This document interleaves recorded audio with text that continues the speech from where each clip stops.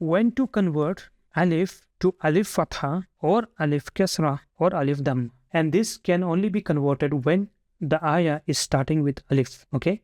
If you see alif is coming between the two words, this rule doesn't apply. This rule is only when the ayah is starting with alif. When you see alif is followed by lam, yeah, so what do? Close your eyes, yeah, and just put fatha on top of alif. That's it. This is only when you see lam after alif. So when you see alif followed by lam, but at the beginning of the ayah, be careful.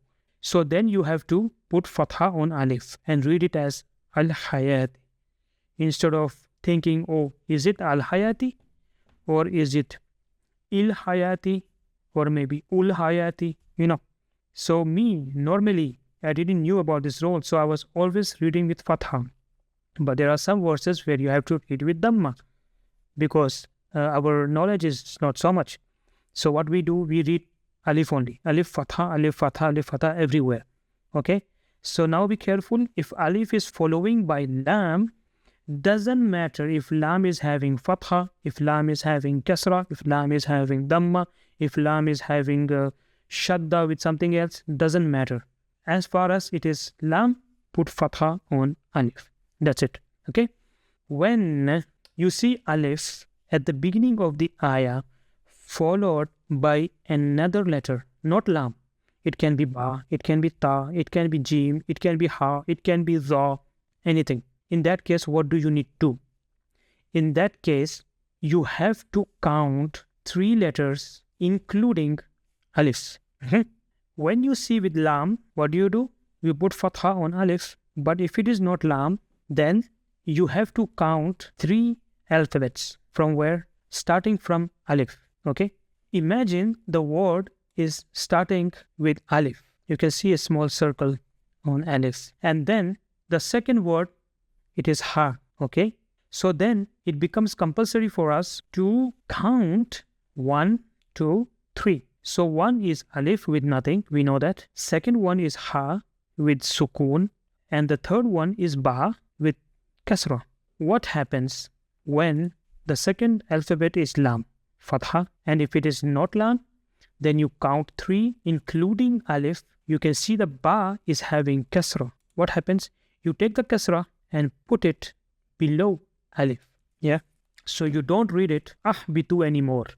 Because if it was me, I didn't knew about the rule, I will read it bitu because I always read alif as alif mad. Okay, but that's wrong. Because we don't understand Arabic. Okay, now we know something. So we will implement inshallah from today in our daily lessons inshallah. So the ba is having kasra. So you take the kasra and put it below the alif. So now you read it as ihbitu. Okay, without the rule it was ahbitu and now it is ihbitu because now we know how it's working. Okay, so now this word, imagine this word is the beginning of the ayah and is starting with alif. This time alif is followed by what? Noon, but it's not lam. So you know that you don't have to put fatha there. Very good.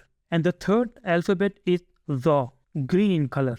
And the alphabet dha is having damma. Okay. Now you need to count 1, 2, and 3. So because it is damma, you need to convert alif like this.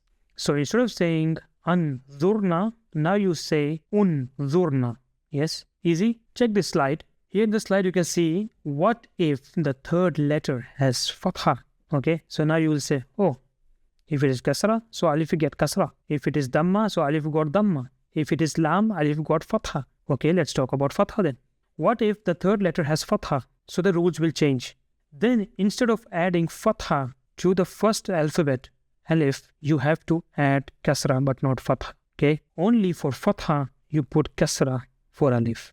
Okay, so for lam is fatha, for kasra is fatha, for damma is damma, for fatha is kasra. Okay, let's do some example. There is a word called, if I don't know the rules, normally I will read it like ashtarau, ashtarau, because I read always alif as mad. Okay, so it becomes for me ashtarau. Now because we know the rules now, we need to implement these rules. So what we do now?